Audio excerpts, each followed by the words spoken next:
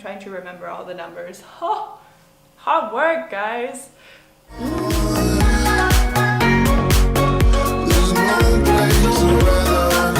I have been doing a bit of math to try and figure out how much I made and spent as an au pair while being in Australia. So my goal was to make enough money to cover all of my expenses, both in going abroad and while being there. But let's dive into the numbers. So first of all, my salary. I made $200 a week, and in return for that, I was working an average of 26 hours, give or take, because there is another flexibility to being a au pair as opposed to being a regular worker. I was with my host family for just about 4 months, and more precisely 18 weeks. So I overlapped with the previous au pair for the first 2 weeks, which means that I was not on duty at all for the first one, and the second week we split the work.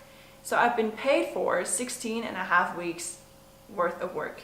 That's a hard sentence to say. You can do the math in your own currency, so we're gonna keep everything in Australian dollars for this video to make sure we do not confuse anybody way more than necessary. I also had other sources of income such as babysitting and also looking after the neighbor's kid and bringing her to and from school with us. So if we look at the latter, I made $20 per day I had her, and in total that added up to 1,150 Australian dollars, so a weekly average of about $70. And the babysitting is a bit harder to calculate since I wasn't being paid through bank transactions like I was with the other sources. But from what I can see on my bank accounts, I made at least 566 Australian dollars. My guess is it was probably a bit more, so around 1,000. But let's go with what we know for a fact. So $566 it is. Also a quick note, if you are going to be doing babysitting on the side, it's very normal to charge just about $20 per hour. Every now and then I would charge a little more, so up to $25 per hour, because I had enough offers coming in to either decline some or miss the opportunity if they thought I asked for too much money. If we add the 3 incomes together, we land at a total of 5,016 Australian dollars. And on top of that, I had accommodation and food paid for, unless I went off on weekend trips or cafe days with my friends. Chances are you have quite the flight you have to go on to get to Australia. Wow, that was a lot of twos in a sentence.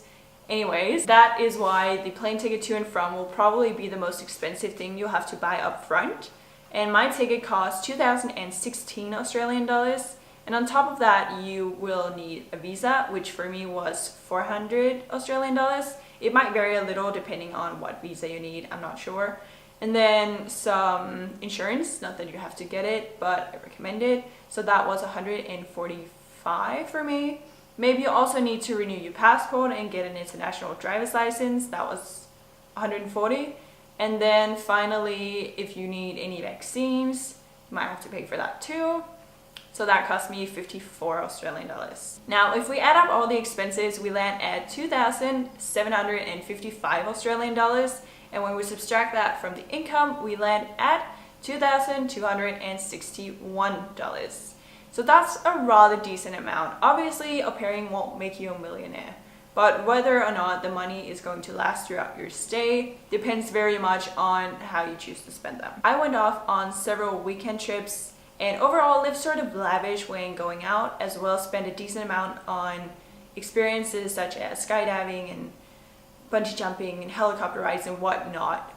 If we only add up all the accommodation bills and plane tickets to and from Melbourne, we land at a total of 2,131 Australian dollars. So that leaves us with $130, but that's obviously without extra food, transportation, all the thrill rides, dance classes, and so on. What you should get from this is that you do not have to have a great big savings if you want to go off as an au pair in Australia.